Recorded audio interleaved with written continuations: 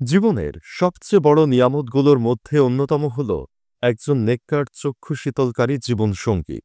ছেলে হোক বা মেয়ে, উভয়ের জন্যই এই নিয়ামত আল্লাহর এক অপূর্ব অনুগ্রহ। কিন্তু দুঃখজনকভাবে আজকের সময়ে অনেকেই এই নিয়ামতের যথার্থ মূল্যায়ন করতে জানে না। আবেগ কিংবা সামাজিক স্বীকৃতির আকাঙ্ক্ষায় তারা ব্যক্তিগত সম্পর্ককে অনলাইন প্ল্যাটফর্মে তুলে ধরে, যা এই নিয়ামতের মর্যাদার সঙ্গে চায় না। আল্লাহ যদি আপনাকে দিনদার একজন জীবনসঙ্গী দিয়ে থাকেন, তাহলে আপনার দায়িত্ব এই নিয়ামতকে গোপনে রক্ষা করা এবং প্রতিনিয়ত কৃতজ্ঞতার সাথে আল্লাহর শুকরিয়া আদায় করা।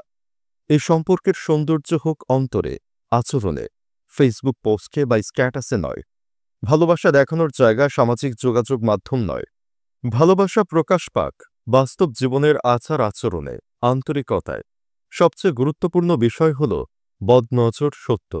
অনেক সুশৃঙ্খল ও সুন্দর সংসার শুধুমাত্র বদনজরের কারণেই ভেঙে পড়ে।